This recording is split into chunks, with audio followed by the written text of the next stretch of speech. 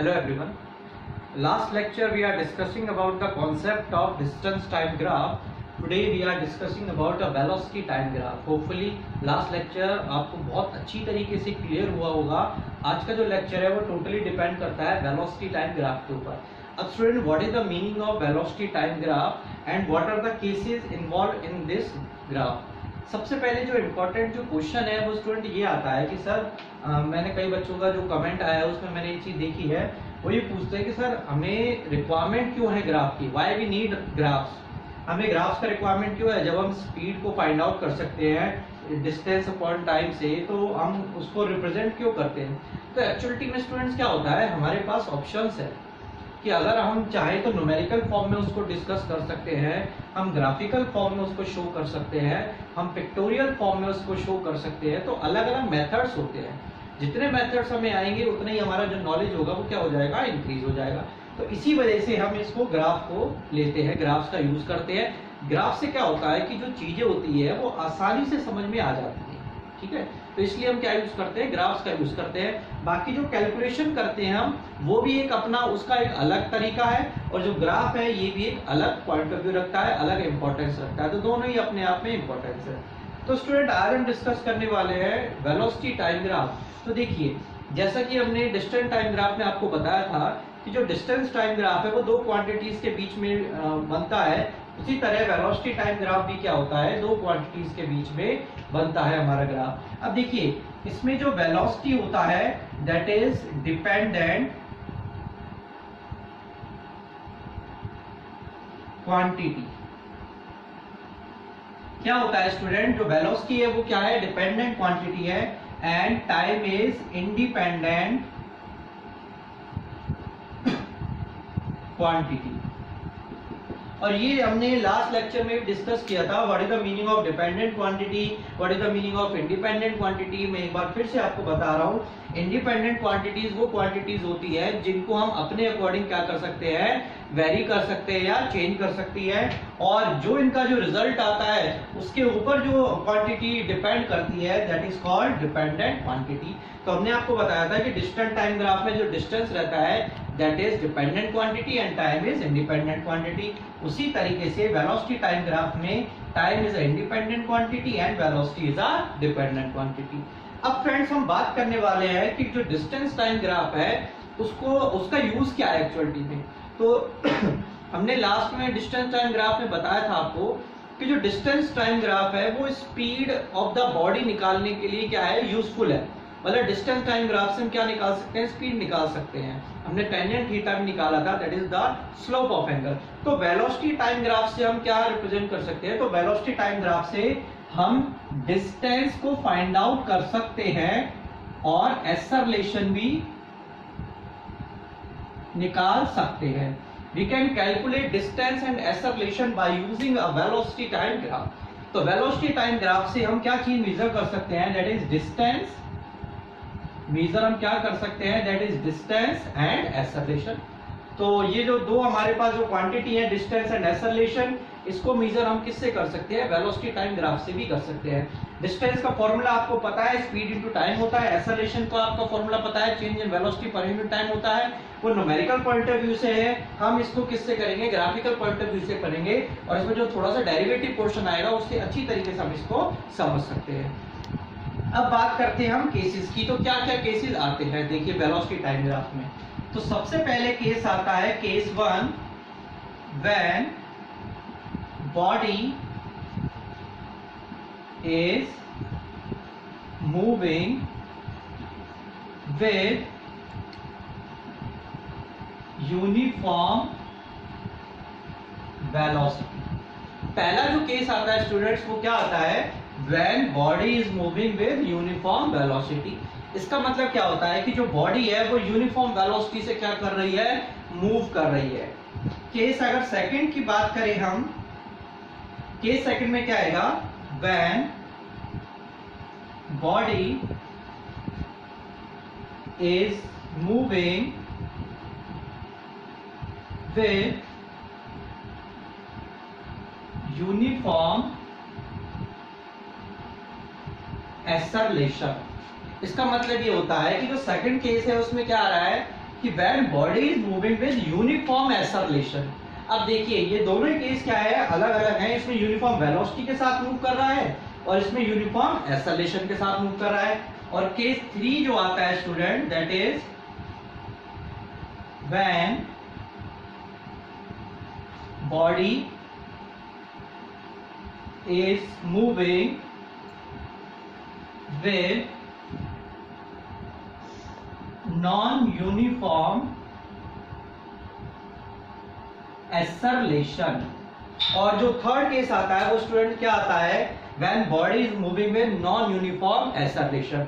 तो हमें तीनों केसेस क्या करने हैं, ग्राफिकली से क्या करने हैं, हमें समझाने हैं, आपको रिप्रेजेंट करना है कि ग्राफिकली किस तरीके से इन तीनों केसेस को रिप्रेजेंट किया जाता है और किस तरीके से इनको समझा जाता है। तो हम इन तीनों केसेस को डिस्कस करने वाले। तो चलिए स्टार्ट करते हैं पहले केस से, when body is moving with a uniform velocity. तो स्टूडेंट हमारा फर्स्ट केस है when body is moving with a uniform velocity. अब इस केस में क्या हो रहा है कि जो बॉडी है वो यूनिफॉर्म वेलोसिटी से क्या कर रही है, मूव कर रही है। तो देखिए ग्राफ कैसे बनेगा इसका, मैं इधर ग्राफ बना रहा हूं। मैंने आपको कल ग्राफ बनाना बताया था कि ग्राफ जो है वो दो क्वांटिटीज के बीच में बनता है। नीचे वाला जो है वो एक्स एक्सिस होता है, ऊपर वाला जो है वो वाई एक्सिस होता है। नीचे हम क्या ले रहे हैं स्टूडेंट्स, टाइम ले रहे हैं। टाइम किस में ले रहे हैं, सेकंड्स में ले रहे हैं। वाई एक्सिस की तरफ क्या ले रहे हैं, वेलोसिटी ले रहे हैं। और वेलोसिटी की यूनिट क्या होती है स्टूडेंट, मीटर पर सेकंड। ये छोटी छोटी चीजें हैं, इनको आपको क्या रखना है, ध्यान रखना है। तो देखिए अब हमारा जो ग्राफ है वो क्या है, यूनिफॉर्म वेलोसिटी से ऑब्जेक्ट क्या कर रहा है, मूव कर रहा है। तो देखिए हम टाइम लेंगे 1 2 3 4 5। ये हमने क्या ले लिया है, टाइम ले लिया है।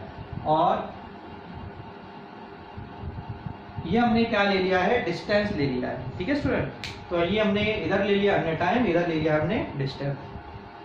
आपको याद हो तो हमने एक डिस्टेंस टाइम ग्राफ में पहला केस पढ़ा था जिसमें कि हमने क्या बताया था कि जो ऑब्जेक्ट है वो क्या हो गया है, रेस्ट हो गया है। तो उसका जो ग्राफ आपको याद होगा, वो ग्राफ किस तरीके से बनेगा, इस तरीके से बनाता है जिसमें हर इंस्टेंट पे टाइम जो है वो क्या रहता है, टाइम जो है वो चेंज रहता है, लेकिन डिस्टेंस क्या रहता है, सेम रहता है। तो वही इसमें भी हो रहा है। ये तो यूनिफॉर्म वेलोसिटी का मतलब क्या हो रहा है कि जो ऑब्जेक्ट है उसकी वेलोसिटी क्या है, सेम है, कांस्टेंट है। मतलब वेलोसिटी में कोई चेंज नहीं आया, लेकिन टाइम क्या होता जा रहा है, इंक्रीज होता जा रहा है। तो देखिए मान लीजिए 10 मीटर पर सेकंड की जो उसकी वेलोसिटी है, उस पे ऑब्जेक्ट क्या हो गया, कांस्टेंट हो गया है। अब उसका टाइम क्या हो रहा है, इंस्टेंट हो रहा है।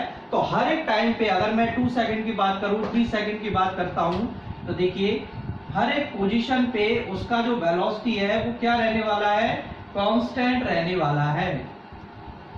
तो इस तरीके से क्या बन जाएगा, इस तरीके से इसका ग्राफ बन जाएगा किसका, when the body is moving with a uniform velocity. अब देखिए स्टूडेंट्स, हमने क्या बताया था कि जो वेलोसिटी टाइम ग्राफ है उसमें हम क्या कैलकुलेट कर सकते हैं, डिस्टेंस कैलकुलेट कर सकते हैं। तो हम इसमें क्या करते हैं, डिस्टेंस को कैलकुलेट करने की कोशिश करते हैं कि डिस्टेंस कैसे कैलकुलेट होगा।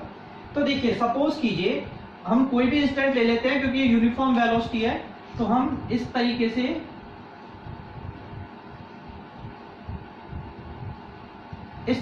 हम ले लेते हैं स्टूडेंट। तो हम सपोज कर रहे हैं कि इस वाला जो हमारा जितना डिस्टेंस हुआ है, उस डिस्टेंस कितना निकलेगा, क्या कैलकुलेट होगा, तो वो हमें निकालना है। देखिए ये वाला एरिया हम क्या कर देते हैं, इसको थोड़ा सा शेडेड कर देते हैं कि ये वाला एरिया इस तरीके से, और इसको हम जो है मार्किंग कर देते हैं, दैट इज ए। इसको बी कर देते हैं, इसको सी कर देते हैं, इसको डी कर देते हैं। ठीक है स्टूडेंट, अब देखिए at any instant of time, एक हमने कोई भी इंस्टेंट ऑफ टाइम लिया है। अब देखिए इसमें जो टाइम है वो क्या कर रहा है, वो मूव चेंज हो रहा है, और वेलोसिटी क्या है, कांस्टेंट है। तो मान लीजिए हमने इसको रिप्रेजेंट, ये वाला जो पोर्शन है डी वाला, ये लिया हमने T1 और इसको लिया T2। ठीक है स्टूडेंट, और ये क्या है, आपकी पूरी वेलोसिटी है at any instant of time T1। तो मुझे बताइए T1 क्या होगा। T1 अगर मैं बात करता हूं तो T1 में क्या रिप्रेजेंट करता हूं, OD रिप्रेजेंट कर सकता हूं T1 को। मैंने क्या लिया, मैंने ये T1 लिया और ये क्या लिया, T2 लिया। हमने क्या निकालना है, डिस्टेंस निकालना है तो देखिए हमने क्या बनाया, हमने ये T1 लिया है, तो T1 को मैं क्या रिप्रेजेंट कर सकता हूं, OD रिप्रेजेंट कर सकता हूं स्टूडेंट्स। उसी तरीके से T2 को क्या रिप्रेजेंट कर सकता हूं मैं, T2 क्या है मेरा, O से लेके C तक, इसका मतलब OC क्या हो गया मेरा, T2 हो गया। अब अगर मैं बात करता हूं वेलोसिटी की, तो देखिए वेलोसिटी में क्या लेता हूं, T1 के रिस्पेक्ट में मुझे वेलोसिटी लेनी है, तो वेलोसिटी क्या होगी, AD वेलोसिटी हो जाएगी ना, ये वाली वेलोसिटी हो जाएगी क्योंकि वेलोसिटी ऊपर की तरफ है। और मैं अगर T2 के रिस्पेक्ट में बात करता हूं तो वेलोसिटी क्या हो जाएगी मेरी, T2 के रिस्पेक्ट में क्या हो जाएगी, BC हो जाएगी मेरी वेलोसिटी। ठीक है स्टूडेंट, T1 के रिस्पेक्ट में कितनी हो जाएगी, AD, और T2 के रिस्पेक्ट में क्या हो जाएगी मेरी, BC वेलोसिटी हो जाएगी। अब मुझे एक बात बताइए, अभी जो BC है ये किसके पैरेलल है, हम क्या इसको कर सकते हैं, इसको मैं AD भी लिख सकता हूं, है ना, क्योंकि जो BC है वो किसके इक्वल है, AD के इक्वल है। अब देखिए स्टूडेंट हमें क्या निकालना है, area of rectangle, area of rectangle ADCB, area of rectangle निकालना है किसका, ADCB का। अगर हम एरिया ऑफ रेक्टेंगल निकालते हैं तो इसका एरिया निकल जाएगा, इसका मतलब हम क्या कैलकुलेट कर लेंगे, डिस्टेंस को कैलकुलेट कर लेंगे। तो देखिए एरिया ऑफ रेक्टेंगल क्या आ जाएगा, एरिया ऑफ रेक्टेंगल का फॉर्मूला क्या होता है स्टूडेंट, लेंथ इनटू में ब्रेड्थ, तो क्या रहेगा AD इनटू में क्या आएगा, AD इनटू में DC, यही आएगा स्टूडेंट्स। हमारा जो लेंथ है वो क्या आ जाएगा, AD इनटू में और DC आ जाएगा। अब देखिए AD क्या है, AD को मैं क्या रिप्रेजेंट कर सकता हूं, V1 रिप्रेजेंट कर सकता हूं, तो मैं इसको क्या लेता हूं, वेलोसिटी ही लेता हूं, V लेता हूं इसको, ठीक है ना, इसको मैं वेलोसिटी ले लेता हूं। ठीक है, इसको ऐसा करते हैं V1 V2 की जाए, क्योंकि कंबाइंड वेलोसिटी है तो हम वेलोसिटी इसको क्या करते हैं, रिप्रेजेंट करते हैं। T1 की जो वेलोसिटी है वो क्या है, AD है, और T2 की जो वेलोसिटी है वो क्या है, BC है, क्योंकि BC AD के बराबर है तो मैं इसको वेलोसिटी ही रिप्रेजेंट कर रहा हूं। ठीक है, अब क्या होगा, DC को मैं क्या लिख सकता हूं, देखिए DC जो है वो ये वाला पोर्शन है, अगर मैं इस पूरे में से ये वाला पोर्शन माइनस कर देता हूं तो ये वाला बचेगा, इसका मतलब OC माइनस OD लिख सकता हूं मैं। देखिए DC को मैं क्या लिख सकता हूं, मैं इधर बता रहा हूं आपको, DC को मैं क्या लिख सकता हूं, OC माइनस OD लिख सकता हूं मैं।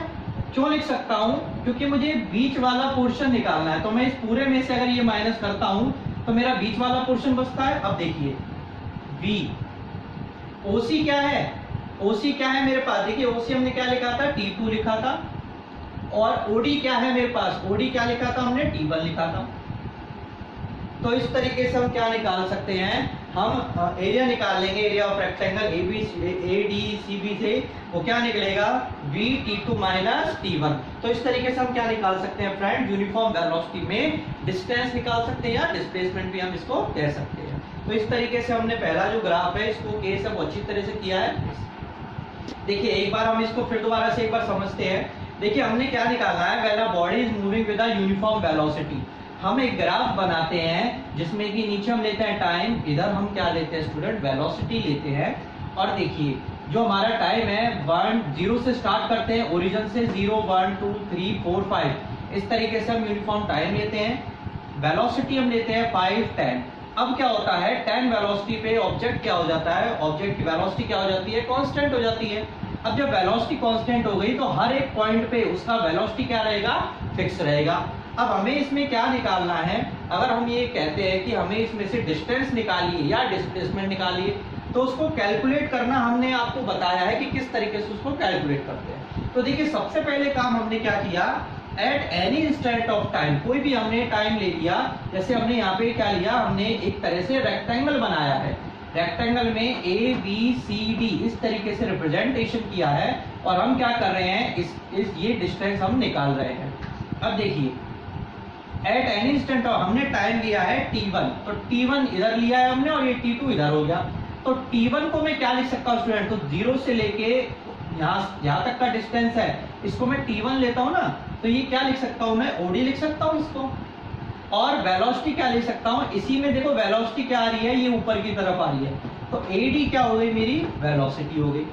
अब देखिए उसी तरह T2 क्या लेता हूँ मैं, O से लेके C तक जो टाइम होगा वो क्या होगा, T2 होगा, इसको मैं OC ले सकता हूँ।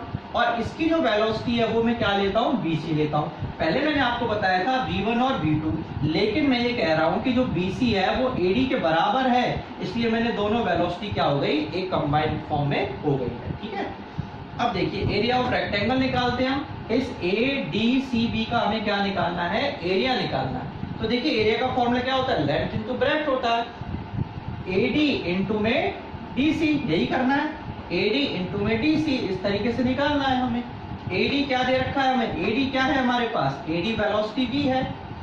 DC को क्या लिख सकते हैं, अब देखिए ये वाला पोर्शन क्या है, DC है, ये बीच वाला पोर्शन है, मैंने आपको इधर बता रखा है। बीच वाले पोर्शन को निकालने के लिए पूरे में से अगर ये वाला माइनस कर देता हूं तो ये वाला पोर्शन बचेगा, वही हमने किया है। OC में से OD क्या कर दिया, माइनस कर दिया, बचा क्या, DC बचा। उस वैल्यू को हमने यहाँ पे पुट कर दिया है। अब देखिए वैल्यू पुट कर दी, OC क्या है, OC क्या है मेरे पास, T2 है, OD क्या है, T1 है। तो हमारा जो आंसर आया वो क्या है, B T2 माइनस T1। तो इस फॉर्मूले से हम क्या निकाल सकते हैं, डिस्टेंस निकाल सकते हैं। तो यूनिफॉर्म वेलोसिटी में डिस्टेंस निकालने का फॉर्मूला क्या हो गया, इस तरीके से हम ग्राफिकली निकाल सकते हैं। अब हम चलते हैं सेकंड केस की तरफ। नेक्स्ट स्टूडेंट, हमारा जो केस है, when body is moving with a uniform acceleration. अब क्या हो रहा है कि जो बॉडी है वो यूनिफॉर्म एक्सेलरेशन से क्या कर रहा है, मूव कर रहा है। तो देखिए इसमें हमारा जो ग्राफ है वो किस तरीके से बनने वाला है। देखिए सबसे पहले हम टेबल बनाएंगे।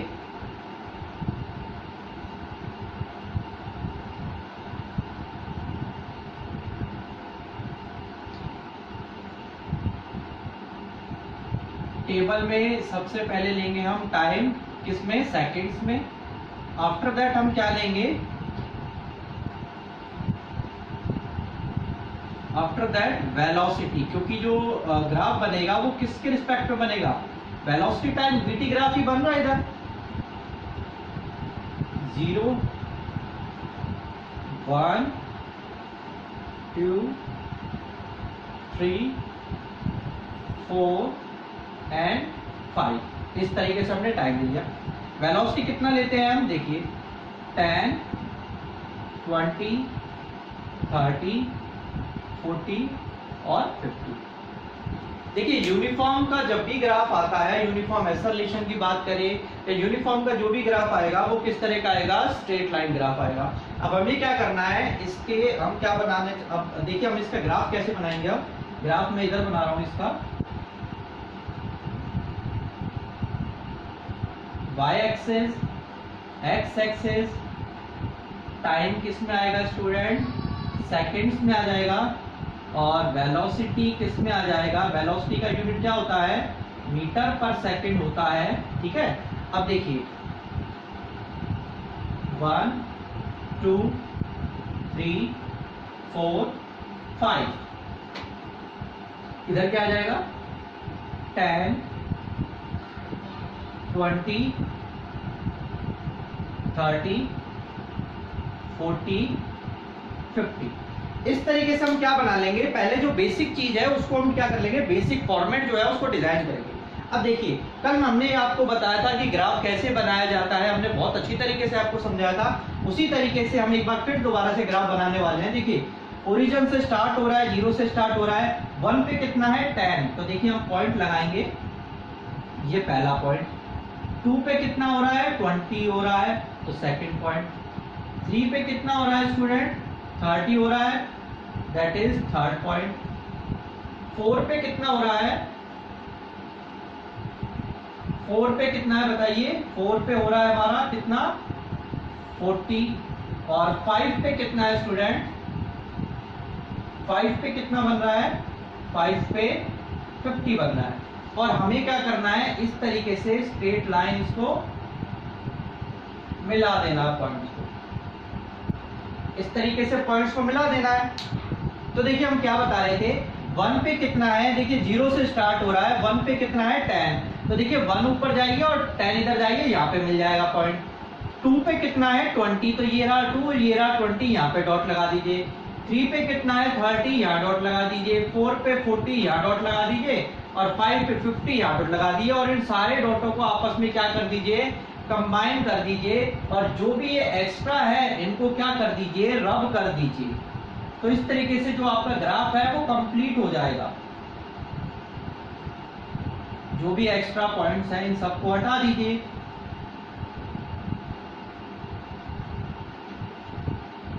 ठीक है, इस तरीके से आपका जो ग्राफ है वो इस तरीके से बन जाएगा, स्ट्रेट लाइन ग्राफ बन जाएगा स्टूडेंट आपका। तो आपको होपफुली ये ग्राफ बनाना आ गया होगा कि किस तरीके से हम ग्राफ को बनाते हैं। अब स्टूडेंट्स क्या करना है हमें, ये तो ग्राफ बन गया हमारा यूनिफॉर्म एक्सेलरेशन से, लेकिन हम करते क्या है, यूनिफॉर्म एक्सेलरेशन हम कर रहे हैं, केस 2 कर रहे हैं। तो केस 2 में किस चीज को कैलकुलेट किया जाता है, तो देखिए 2 फैक्टर्स हम कैलकुलेट करेंगे इधर, दैट इज एक्सेलरेशन, और दूसरा जो फैक्टर है वो हम क्या डिस्कस करने वाले हैं इधर, डिस्टेंस। तो 2 फैक्टर को हम क्या करने वाले हैं, कैलकुलेट करने वाले हैं। पहला फैक्टर है एक्सेलरेशन और दूसरा फैक्टर है डिस्टेंस का। तो इन दोनों को हम क्या करेंगे, ग्राफ की मदद से कैलकुलेट करेंगे। तो मैं इसको थोड़ा रफ कर देता हूं और इस ग्राफ को थोड़ा सा और बढ़िया से बना देते हैं, जिससे कि आप ये दोनों चीजें अच्छी तरीके से कैलकुलेट कर पाए, क्योंकि ये डेरिवेशन होगा तो थोड़ा सा स्पेस चाहिए। तो देखिए, तो स्टूडेंट्स हम क्या बताने वाले थे आपको, हमने ग्राफ बनाया था। देखिए हमने ग्राफ इधर से बना दिया है। अब हम 2 चीजों को कैलकुलेट करने वाले हैं। पहला है एक्सेलरेशन ऑफ द बॉडी और दूसरा है हमारा distance covered by the body. इसी ग्राफ से हम क्या समझाएंगे, आपको एक्सेलरेशन निकालना समझाएंगे। तो देखिए सबसे पहले हम क्या करते हैं कि एक इंस्टेंट ऑफ टाइम ले लेते हैं, जिस तरीके से हमने पहले लिया था उसी तरीके से हम लेते हैं।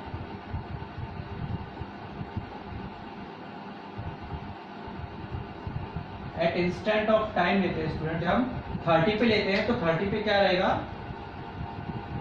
3 रहेगा, और 50 ले लेते हैं नेक्स्ट, 50 पे टाइम क्या होगा, 5 आ जाएगा इस तरीके से।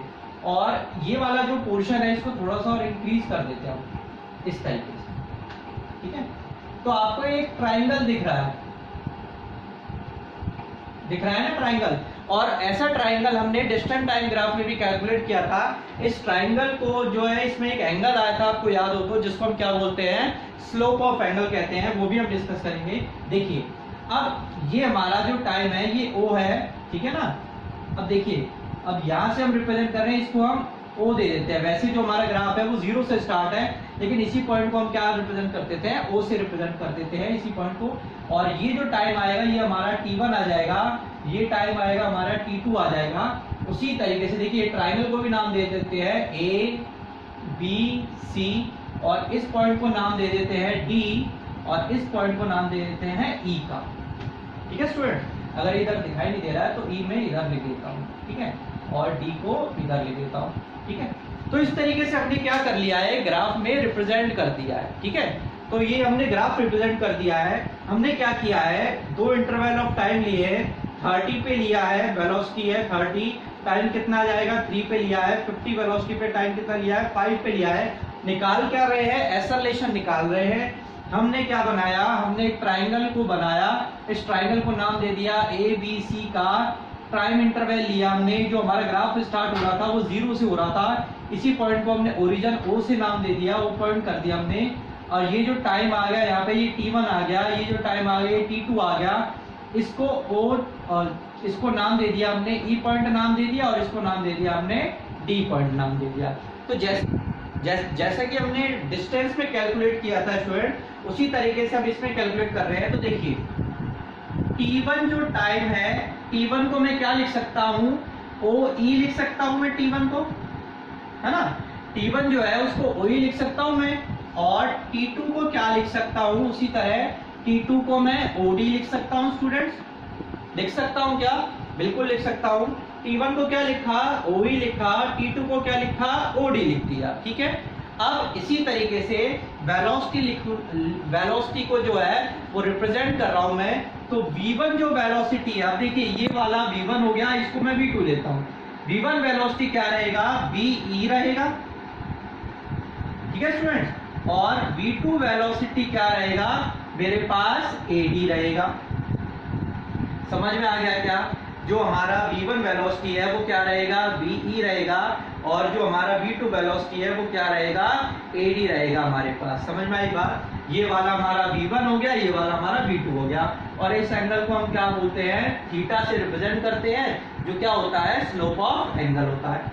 अब देखिए, हम मानते हैं लेट, हम सपोज करते हैं लेट एंगल, कौन सा एंगल लेना है हमें, A B C is equal to theta.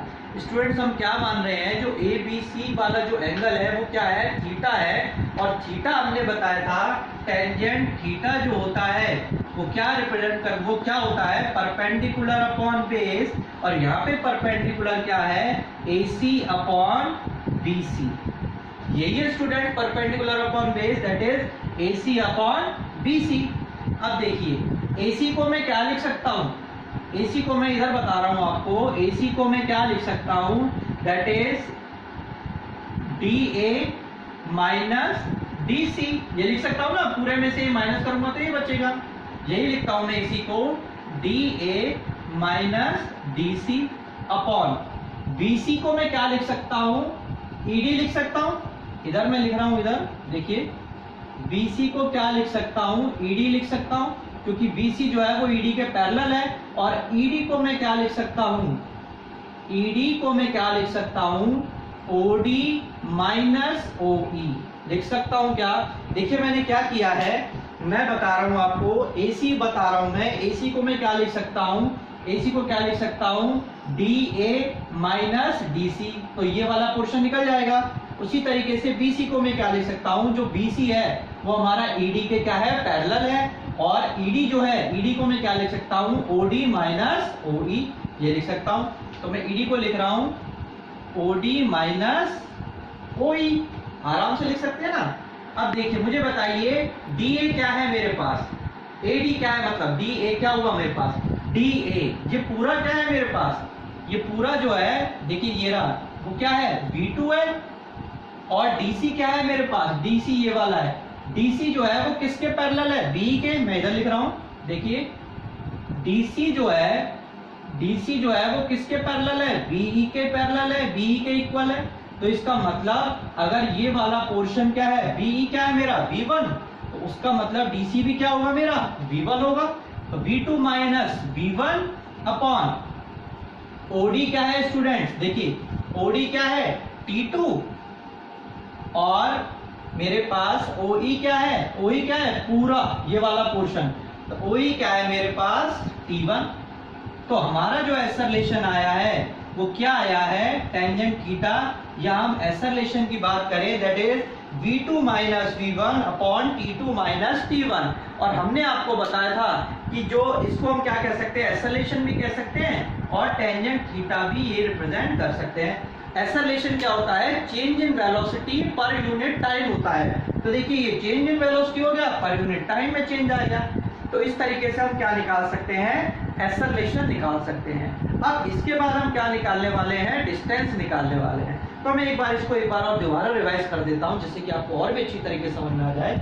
तो स्टूडेंट्स हमने क्या किया, हमने देखिए इस तरीके से हमने बनाया और इसमें हमने क्या किया, T1 लिया हमने। T1 क्या होता है, OE होता है, और वेलोसिटी क्या होगा, BE होगा। उसी तरह T2 लिया पॉइंट पे, T2 क्या है, AD है हमारा, वेलोसिटी क्या है उसमें, AD है, और T2 क्या है हमारा, OD है। लेट सपोज किया हमने ट्राइंगल ABC ट्राइंगल क्या लिया, थीटा लिया।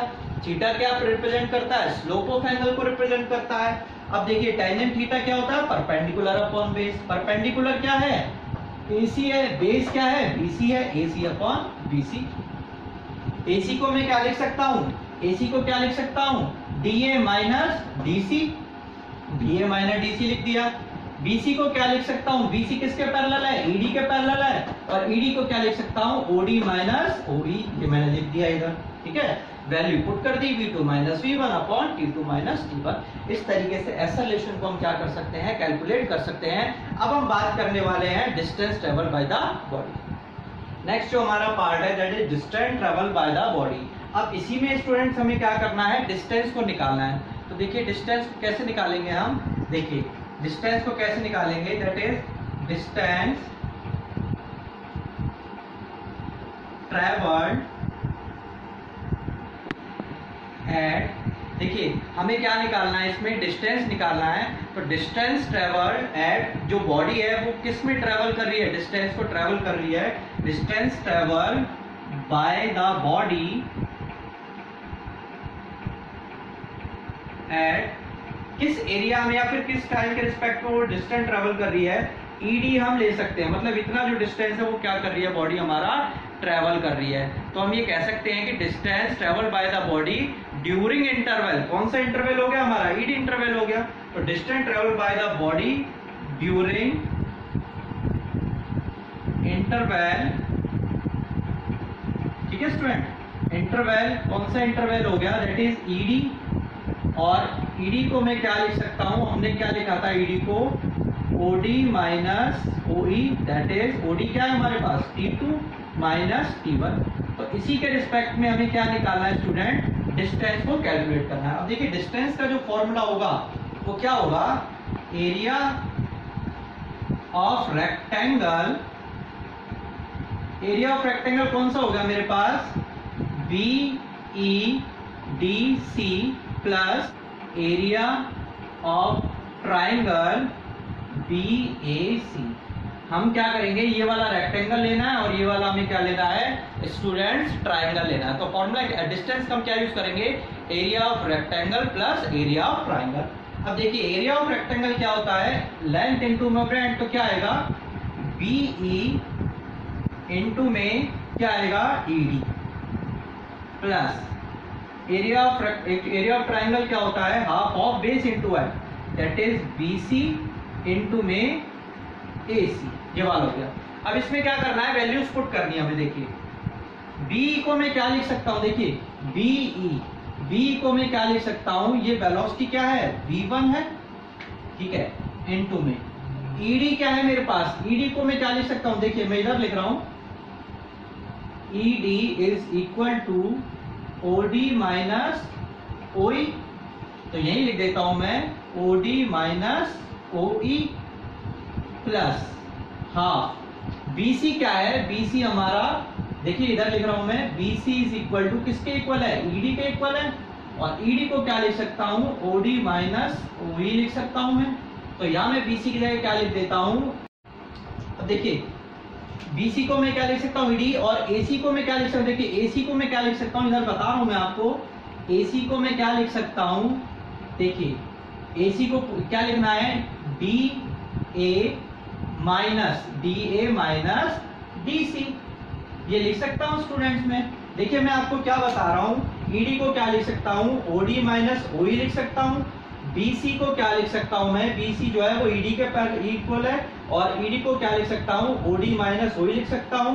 और AC को मैं क्या लिख सकता हूं, AC को क्या लिख सकता हूं, DA माइनस DC लिख सकता हूं। अब देखिए इन्हीं वैल्यूज को पुट करना है, AC की जगह क्या लिखना है, DA माइनस DC, यही लिखना है। अब देखिए V, इसको मैं V मान लेता हूं, ठीक है, इनटू में OD माइनस OE क्या है मेरे पास, OD माइनस OE, ये क्या है, OD क्या है T2 minus T1 plus half, ED क्या है, ED क्या लिख सकता हूं, OD माइनस OE, इसका मतलब T2 माइनस T1 इंटू में DA माइनस DC क्या है, देखिए DA माइनस DC, इसको मैं क्या लिख सकता हूं, V2 माइनस V1 लिख सकता हूं।